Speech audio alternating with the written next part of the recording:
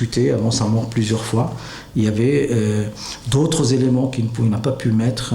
Il avait un projet sur, par exemple, la Béa, avec une ethnographie de la Béa, qu'il n'a pas pu faire. Et il avait les éléments pour le faire. Il avait réuni tous les éléments pour le faire. Donc, et là, il voulait faire une ethnographie très précise de la cérémonie de la Béa.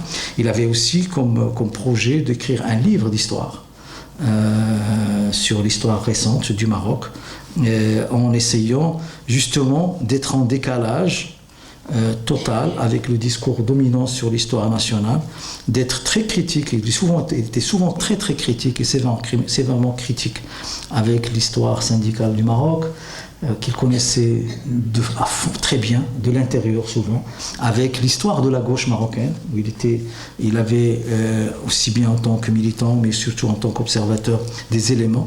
Il avait fini, et si Saïd peut en témoigner, en ayant fait une collecte de témoignages, d'interviews, de longues interviews qu'il a fait avec les leaders du mouvement national, qui sont là, et que peut-être des étudiants pourront reprendre pour en faire des livres d'histoire sur le mouvement national.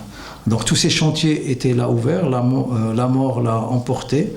Nous le regrettons beaucoup parce qu'il nous manque, mais je pense dans son parcours,